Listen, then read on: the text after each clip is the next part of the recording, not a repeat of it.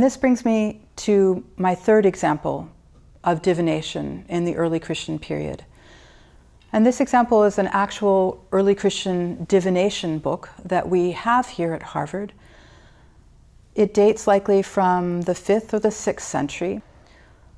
This book is very, very tiny. It measures less than 3 inches in height and in width.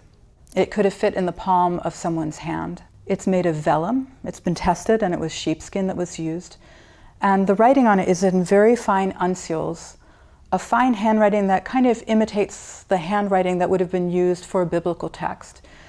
It's a text that in its very paleography, in the very script that it uses, claims a kind of authority for itself, a sophisticated style of writing.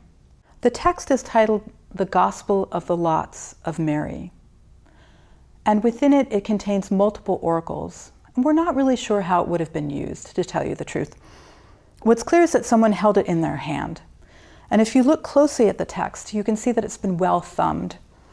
The middle of each page is dark with the stains of sweat and dirt from a ritual expert who would have held it and thumbed through the pages, trying to find an answer to the petitioner's questions.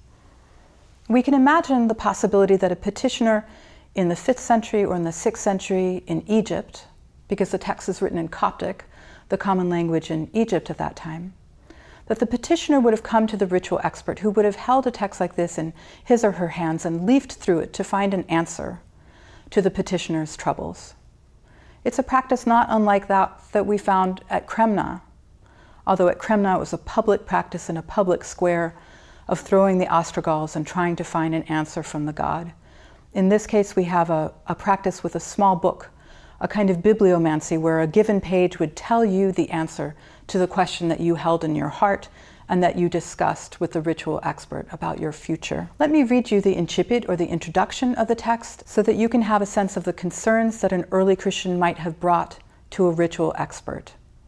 The Gospel of the Lots of Mary, the mother of the Lord Jesus Christ, she to whom Gabriel the archangel brought the good news.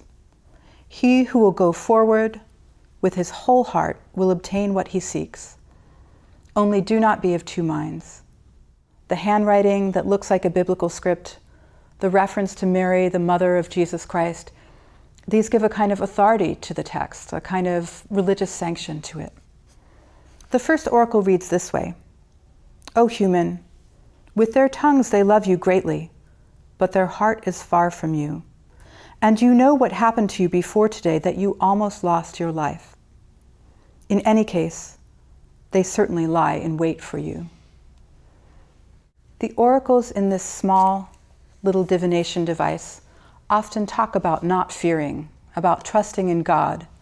They give pieces of divine advice for the 5th or the 6th century Egyptian Christian who came to the ritual expert seeking some understanding of what might happen in his or her future, seeking some guidance in his or her path for the present.